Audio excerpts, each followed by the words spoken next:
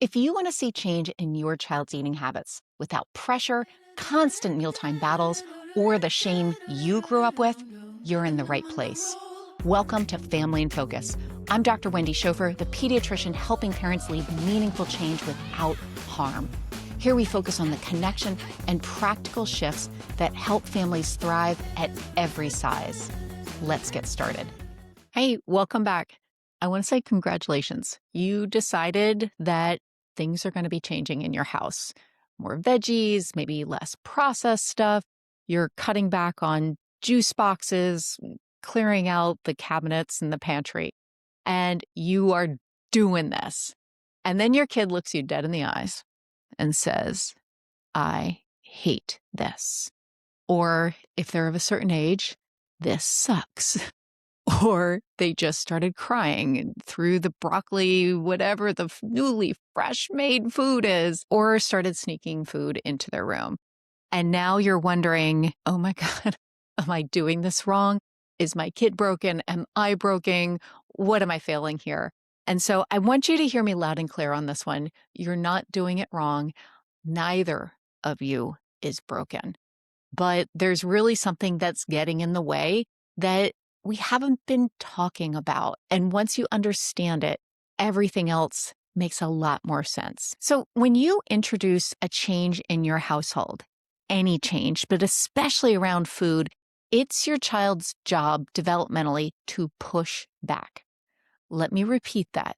As a pediatrician in practice for 21 years, I'm going to let you know it is your child's job to push back. Kids are wired to test their limits. They're building something that's called autonomy. So it's a sense of their own agency in the world.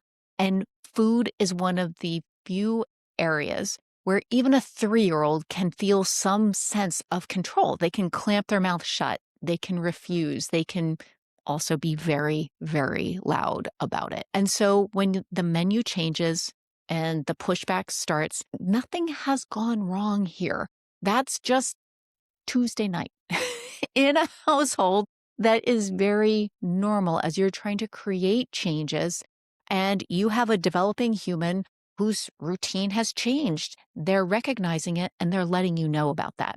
The mistake most parents make is interpreting that resistance as a signal to back off, thinking, well, they hate it, so maybe I'll just go back to what it is that they liked.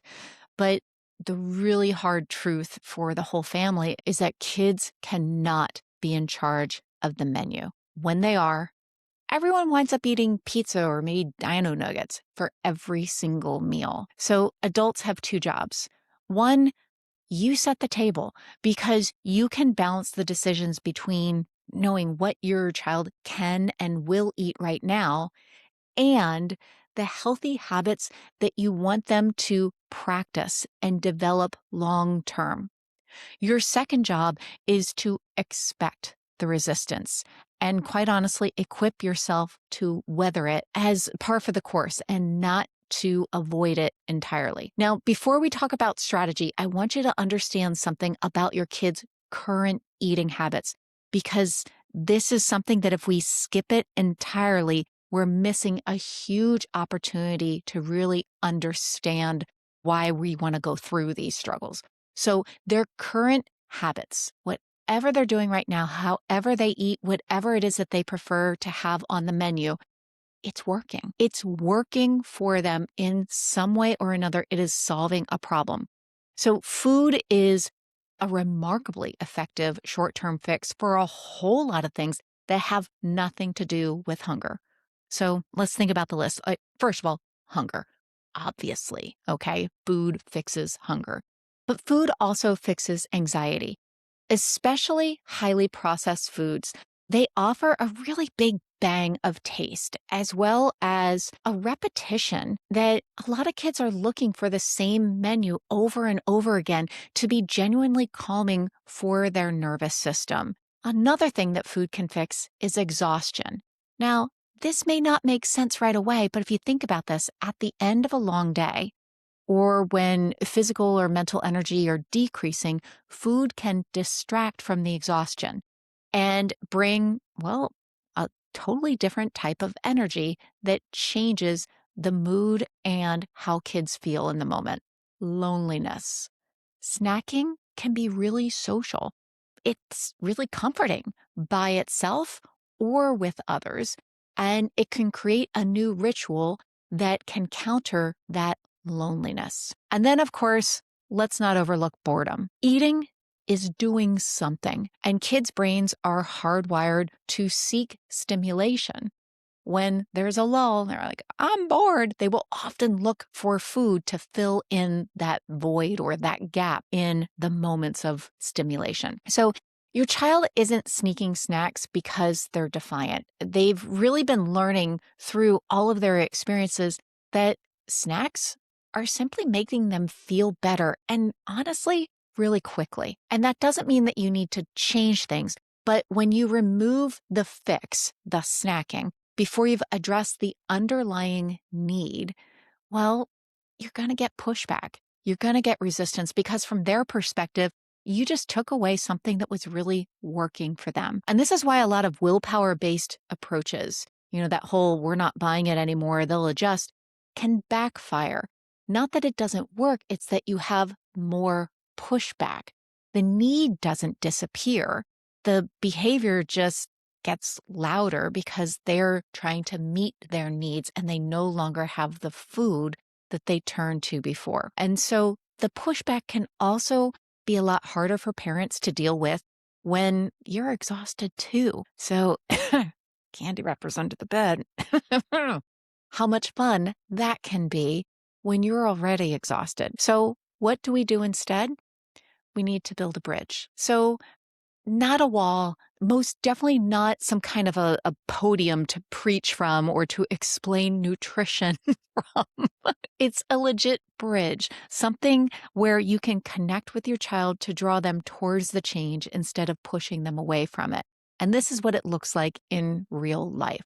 So, first of all, address your exhaustion first. When our stress becomes dependent on our child's need to change their behavior, so thinking, I will be less stressed when my child stops acting this way, we're putting, the cart before the horse. And this is actually a really big misstep to identify.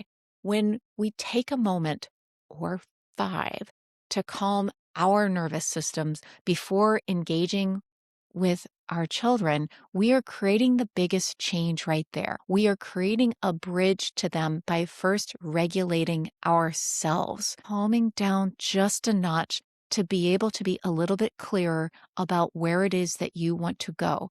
Our kids are meant to be on this roller coaster of emotions. That's part of their job description. And so in order to weather that, we need to take care of ourselves first. Number 2, build autonomy and expect pushback. So before you make changes, spend some time just being there with your child. Find places where they can choose and express their interest. Now, maybe that's clothing choices. Maybe it's an activity, it has nothing to do with food. Or maybe it's having some input about what types of foods they do want to eat more often. Maybe it's what types of snacks they want to have in the house. When you serve something that's not their choice, remember that, they are disappointed and they are also learning how to feel and perhaps express disappointment. That is a part of the process. Number 3, make the unfamiliar feel safe. So you don't have to overhaul everything at once. In fact, please don't. Okay, do not do that. Buy one new food and pair it alongside with something that they already will readily eat. And it's not a trick. It's actually just trying to group things together to build on. We are totally trying to build bridges and grouping foods together that you already know this is accepted. Let's see how we can pair it together. That is creating a repeated low pressure exposure to a new food alongside of comfort of what it is that they already know and readily will eat. This is also a big part of how taste preferences develop as we're chaining together different foods. And then number 4, name the need before you change the food. So if your child is reaching for snacks when they're bored after school, what if you identify this is boredom in action and really address that first? Take a quick movement break or a few moments of one-on-one conversation, or find out what's going on underneath the surface, and then consider, okay, is a snack still indicated here or not? You're not eliminating the snack. You're not shutting the door on it. You're just, really exploring more about what's going on underneath the surface, and also teaching their brain that other things can meet that need as well, not just snacks. Now, remember, a bridge is not built in a day. Each one of these moments that we're talking about, each one of these opportunities is a place where you get to stay curious and to keep on building connection and practice and more steps all along the way with your child. So here's your takeaway. It's a 3-part formula. Number 1, expect the pushback. It is developmental. It is normal. You are not doing anything wrong when you are on the receiving end. Number 2, understand why and how current habits are working for your child, what need it's meeting before you try to dismantle it all. Number 3, build the bridge. Take care of yourself first, and then connect with their needs before you start changing anything about their food. Hey, you've got this. Parenting around food is genuinely one of the hardest things. It touches on everything, our own upbringing, the shame that we grew up with around food and bodies, but it also touches on control and love and anxiety and boredom and culture and memories.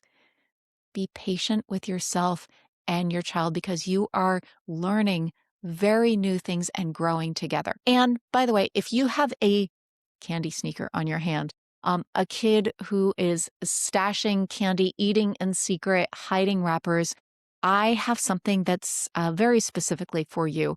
No More Candy Wrappers Under the Bed is my new workshop where parents get to learn how to stop their child's sneaking and create healthy relationships. And so check out the link in my show notes. If you're listening and realizing that you want support applying this in your own family, that's exactly why Family in Focus exists. Please remember, I'm a doctor. I'm not your doctor. And this podcast is for education, not medical advice. Take what fits, leave what doesn't, and be gentle with yourself as you lead the change you want to see in your family.